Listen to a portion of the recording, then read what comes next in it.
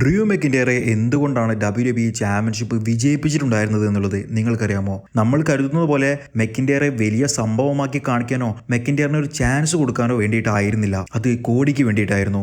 അതുപോലെ റെസിൽമേനിയ 42 വേണ്ടിയിട്ട് WWE ചാമ്പ്യൻഷിപ്പിന്റെ സ്റ്റോറി ലൈൻ എന്തായിരിക്കും എന്നുള്ളത് ഇപ്പോൾ ഏകദേശം കൺഫേം ആയിട്ട് നമുക്ക് കിട്ടിയിട്ടുണ്ട്. അതും കൂടി നമുക്ക് നോക്കാം. സ്മാക്ക് ഡൗൺ എപ്പിസോഡിൽ നടന്നിട്ടുണ്ടായിരുന്ന 3 സ്റ്റേജസ് ഓഫ് ഹെൽ മാച്ചിലായിരുന്നു ഡ്രൂ മെക്കിൻ്റെർ അദ്ദേഹത്തിന്റെ WWE ചാമ്പ്യൻഷിപ്പ് വിജയിച്ചിട്ടുണ്ടായിരുന്നത്.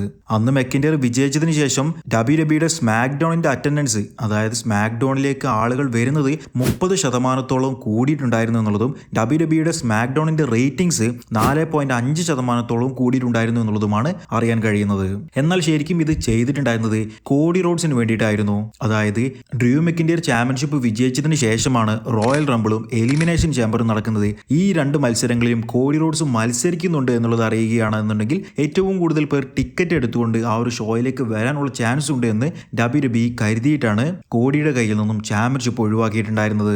ആ പറഞ്ഞതുപോലെ തന്നെ റോയൽ റംബിളിലും എലിമിനേഷൻ ചേംബറിലും കോഡി റോഡ്സ് മത്സരിക്കുകയുണ്ടായി. എന്നാൽ റെസിൽമേനിയയിലേക്ക് അവർ കണ്ടുവച്ചിട്ടുണ്ടായിരുന്നത് കോഡി റോഡ്സിനെ തന്നെയായിരുന്നു. അതുകൊണ്ടാണ് ഇനി വരാൻ വേണ്ടി പോകുന്ന സ്മാക്ക് ഡൗണിൽ കോഡി വേഴ്സസ് ഡ്രൂ മെക്കിൻ്റെർ തമ്മിലുള്ള ആ ഒരു മാച്ച് നടക്കുന്നത്. ആ മാച്ചിൽ കോഡി റോഡ്സ് തന്നെ വിജയിക്കും എന്നുള്ളതാണ് ഇപ്പോൾ സ്ട്രോങ് ആയിട്ട് കേൾക്കുന്നത്. ഒരു 99% കോഡിയുടെ കയ്യിൽ തന്നെയായിരിക്കും വിജയമുണ്ടായിരിക്കുക.